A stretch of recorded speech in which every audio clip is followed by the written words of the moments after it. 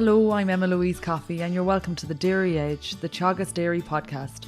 We're bringing you the latest information, insights and opinion to improve dairy farm performance. On this week's episode, Katie Starsmore and Ben Lahar join us to discuss the green feed trial, where they are measuring methane emissions and trialling feed additives that may have the potential to dramatically reduce methane emissions from grass-fed dairy cows. Yeah, so methane is produced in the rumen, which is a compartment of the stomach of a ruminant. So ruminants are animals such as cows and sheep. And so when cows eat grass or any feed, it goes into their rumen first, which is the first compartment of their stomach. And so there's bugs in the rumen that produce the methane. So it's actually not the cow that produces the methane, it's bugs within the rumen that convert other gases into methane, which is then burped out. And if we consider, say, then to put a figure on it, do you have an idea of the average methane that is produced per cow per day? And, does that range across cows? Yeah, so at the moment, I just looked at the last 3-week average, and so we're averaging around 320 grams of methane per day. So that's less than a baked beans tin. It's not a huge amount, but it does vary between cows. So you would see that older cows would produce more methane than younger cows, but saying that they also produce more milk. So when you have it as an efficiency measure, looking at the amount of methane per kilogram of milk, the older cows are actually more efficient. So ideally, you want to be breeding more efficient cows. So that's important to note as well. And, as you say, the average is 320 grams.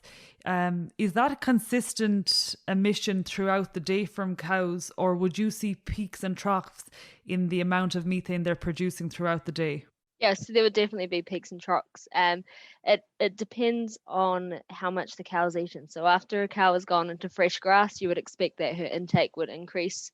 And then following from that, the methane would increase. So the more work that the rumen is doing, digesting the food, the more methane that's being produced as a byproduct. And you're able to give us a specific figure. And as you say, it was a 3-week average. And I guess that's based on the measurements that you're carrying out at Teagasc Moor Park. Can you give us some insight into the experiment and what exactly you're measuring? Yeah, so we measure methane from the cow through measuring their emissions from their mouth. So 95% of methane emissions is actually expelled through their mouth through burping or eructation and exhalation. So the way we measure methane is we have a trailer which has a feed bin on the back of it, and in the feed bin, that is the incentive for the cows to use the machine. So they get a little bit of concentrate feed when they go in. It's about 30 grams, dropped a few times every 20 seconds over a 2-minute period. So we're getting 2-minute measurements from these cows. And then that's averaged. So the cows can visit at any time during the day, and the trailer's moved around to follow their grazing rotation. So the cows can visit at any time of the day. So that's how we know when it peaks and drops throughout the day, because cows are visiting, let's say 1 a.m. and then again at 6 and then again at midday and so on. So that's how we're measuring methane at the moment. And so you have, as you say, the equipment is on a trailer, and the incentive is for the incentive is a concentrate feed.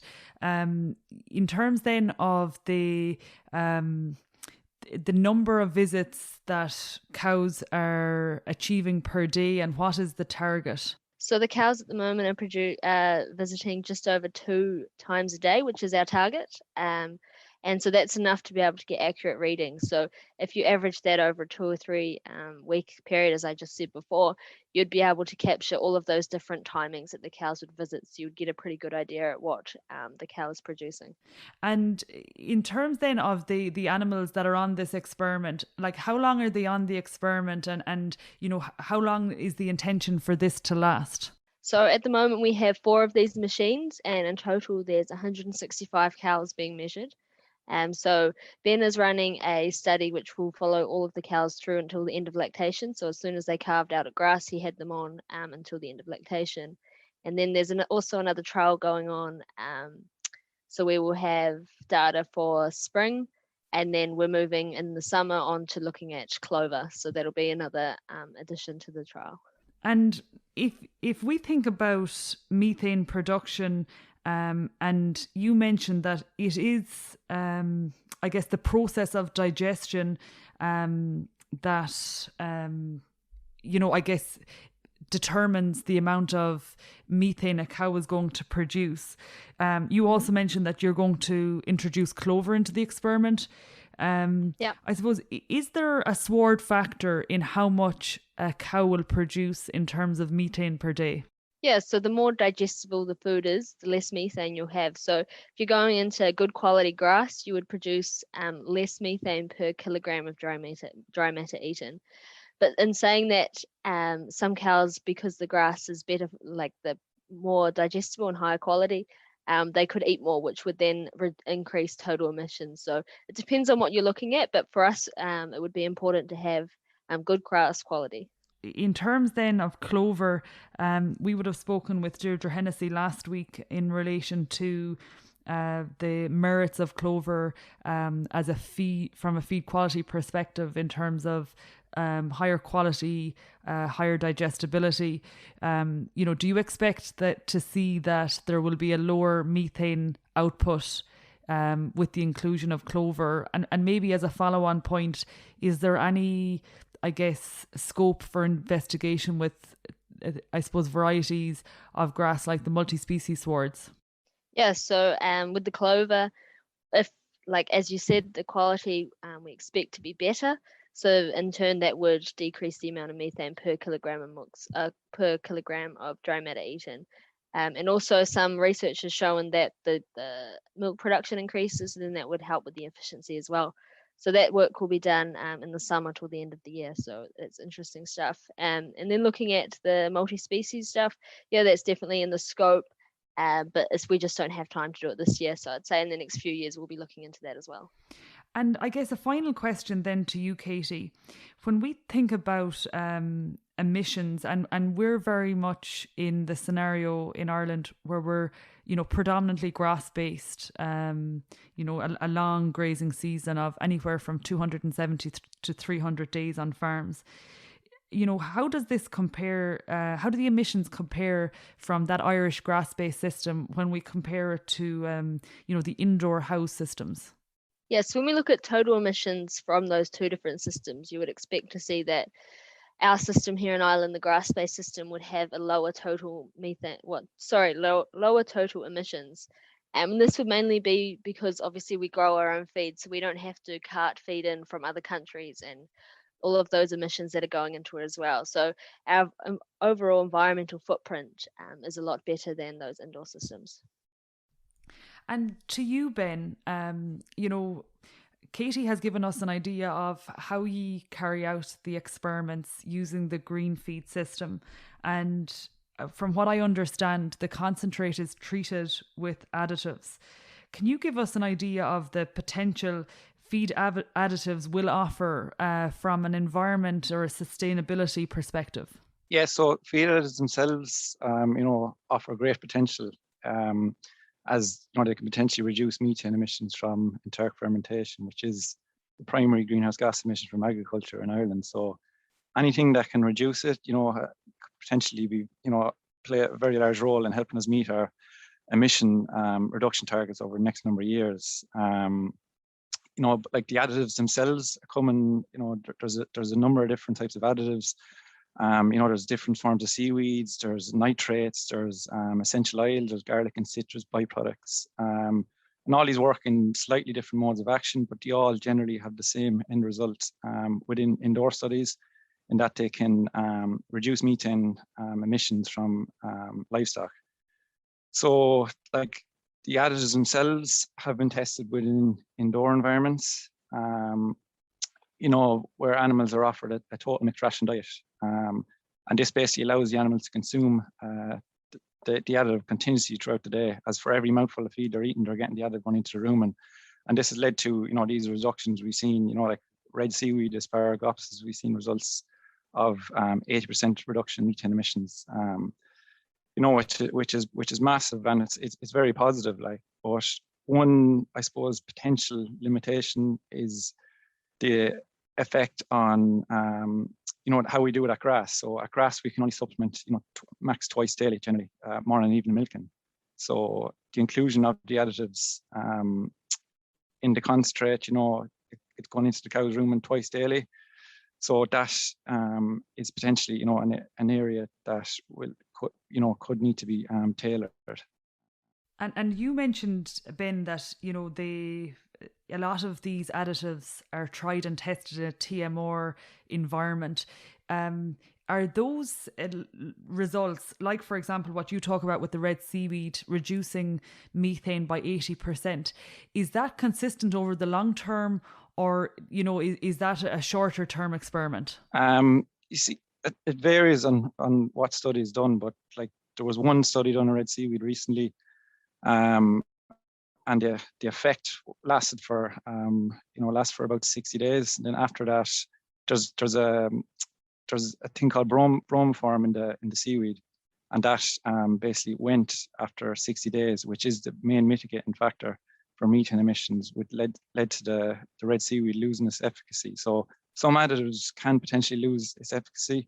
There's more research required in the area. And from the perspective then of the green feed experiments that yourself and Katie are working on, is there any particular additives that you're investigating in particular, and any interesting results to date? So last year we did two studies in the back end of last year. We looked at two different additives. In one study, we looked at a blend of phytochemicals, and in another study, we looked at a blend of seaweeds. So these were red, green, and brown seaweeds. And in the phytochemical study, it was fed at a rate of 1 gram per kilo, and in the seaweed study, it was fed at a rate of 70 grams per kilo. And there were basically two independent studies with a control group to compare the additive treated cows. And the concentrate was fed to simulate as close as possible commercial practice. It was fed twice daily out of the milking parlour. And the results we didn't find any significant effect on methane emissions. We've seen a slight improvement in productivity with the phytochemicals, but no effect on efficiency, so methane per kilo of milk solids. But like it's early days yet, and we're going to continue testing. Going to continue testing additives, and if we identify one, it'll be put through a full and rigorous test in terms of its ability to reduce methane over a long-term period within grazing systems. And Ben, you have alluded to this already, but where an additive within your experiments, and as you say, there would be fairly rigorous testing that would follow if something was indicating, I suppose, lower levels of methane emissions and I guess a mitigation strategy. But at farm level, if we think about it from a practical perspective and how we could implement such an additive, like as I say, you've alluded to it in that you've said the limitation is animals are only exposed to concentrate maybe twice a day in the parlour. But I guess looking to that, twice a day in the parlour, is there any options to put some of these additives through a water system and I guess supplement cows with the additives in that manner? There isn't any research looking in the water system, but there is research going on in New Zealand. There's an additive called Trinop or Bovair, and it's been widely researched and proven to reduce methane in indoor settings by around 30%. But they're looking at formulating a slow release, slow release method for it in concentrates and grazing systems in New Zealand. So this research is ongoing, but there hasn't been any results from it to date. But that's through the water potentially, but there just hasn't been any research conducted on it to date either. And again, from a practical perspective, there are some farmers who are resistant to feeding concentrate in the mid-season where grass production is, much higher than demand, and farmers really want to utilize the grass that's available to cows. In that scenario, what is the maximum feed levels you would need to feed a cow in order to offer her the intake of additives she would require, but maintain a minimum level of concentrate supplementation? The additives themselves are actually quite low makeup in the concentrate, so they're only like 1%, or even under that, could be 0.5%. So like you wouldn't actually need to feed that much concentrate. Like you could feed 0.5 kilo and still be fine, if not slightly less. If you did have an additive that was showing potential in a grazing system. So there wouldn't be any major issue in that respect. Yeah, so like, I mean, what I'm hearing from you is, like, I mean, farmers aren't going to end up in a situation where they have to feed too much. They won't have to feed like 4 kilo. Yeah. So Katie has explained a couple of things to us, Ben, in terms of that more digestible grass will lead to a lower methane emissions from cows. And as well as that, looking at that older, more mature cow is producing more milk and more methane, but her efficiency is greater in terms of emission output. Also, you know, we've heard results from research that shows a link between high EBI, high genetic merit, and a lower emissions rate. Can you give us some insight into that? Yes, so the EBI itself is, you know, it's already largely selecting for increased efficiency. So as you said, it's selecting for older animals. They're more efficient, you know, because they're producing less methane per kilo of output. The EBI is also selecting for slightly lighter animals as well. So, you know, animals have a higher maintenance subindex within the EBI, have a lower live weight. And from the results we've seen last year in the green feed, we've seen that, you know, lighter animals are also more efficient. So like the EBI at large is selecting for increased efficiency on an environmental level. And we also looked at the next generation herd last year, and we conducted a life cycle assessment of the next generation herd. So basically it's two groups of animals. One is a very high EBI group of 180 EBI, and one is a national average group representative of the national average in Ireland. And this was had an EBI of €80. And the difference in greenhouse gas emissions per kilo of milk output was in the region of 10%. So the high EBI cows were producing 10% less methane or greenhouse gas emissions per kilo of output. And for every €10 increase in EBI, there was a 1% reduction in greenhouse gas emissions intensity. And €10 increase in EBI is the annual rate of genetic gain for the EBI at present nationally. So like for every year that farmers continue to select on EBI, they're continuing to reduce greenhouse gas emissions intensity by 1%.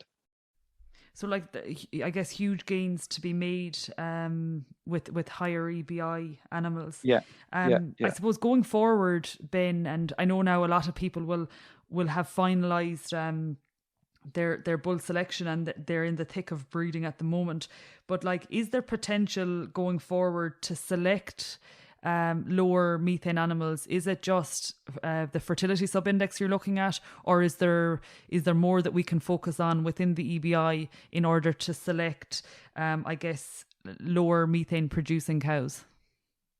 Yeah, so like like EBI is as it is at the minute, and you know it's been fairly consistent.